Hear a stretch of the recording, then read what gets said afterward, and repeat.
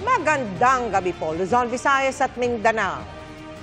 Nagwala ang isang dating gwardiya sa Maynila na nagpakilalang pulis. Ang dahilan ng kanyang himutok na ingayan sa busina ng mga sasakyan. Ang suspect nagtangka umunong mang-agaw ng baril at nanuntok pa ng pulis nang arestuhin. Nakatutok si Bea Pinla.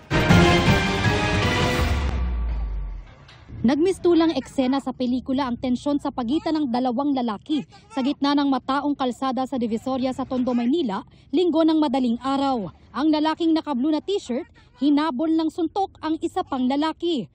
Paulit-ulit pa niyang itinumba ang motorsiklo na pag-aari ng kanyang nakaalitan.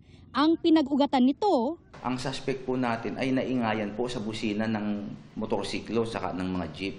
Doon po nagsimula na makipag-away po siya sa mga motorista sa Divisoria. Ay para naman po siya, sir, gawa ng yung jeep po na una sa kanyang yung sinasakyan kong jeep ay busina po ng busina. Sinabihan ko po, gusto mo bang magmadali?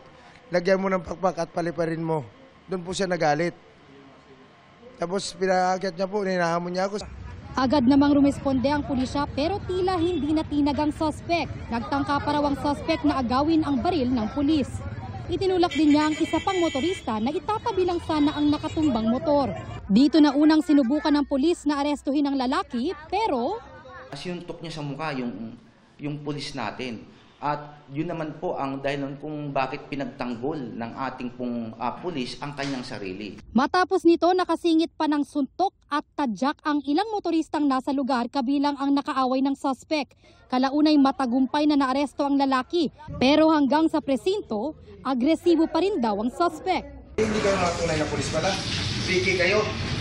Di ba piki? Duduran ko yung mukha mo. Sinumusugod pa rin po siya sa mga pulis natin. Dinuraan po niya yung demesa natin. Nung nasa investigation section na siya, sinusugod pa rin po niya yung arresting officer natin. Napagalaman ng suspect ay dati palang security guard na nagpapakilalang pulis.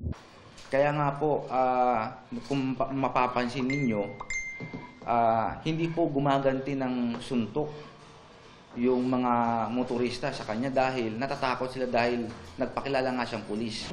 Nung naging kalmado na po ang suspect natin, nasabi po niya na meron po siyang family problem. Itinanggi ng suspect na sinuntok niya ang pulis. Hindi rin daw niya sinubukang agawin ang baril nito. Hindi ko po, sir, sinuntok. Sabi ko, sir, barilin nyo na kasi ako yung magpupulis din. Sabi ko, sir, sa pagganyan ko, sir, sabi niya, agawin mo ang baril ko Kasi kung ginagaw ko po yun, agaw ko po talaga. Kunyari lang po para maging alerto siya na sa kanya ako. Akala ko po ako ang kakampihan niya, pero mali po. Hindi pa nagbibigay ng pahayag sa pulisya ang mga biktima. Patong-patong na reklamo ang kakaharapin ng suspect. Alarm and scandal, resistance and disobedience to a person of authority, usurpation of authority at direct assault. Para sa GMA Integrated News, Bea Pinlac, nakatutok 24 oras.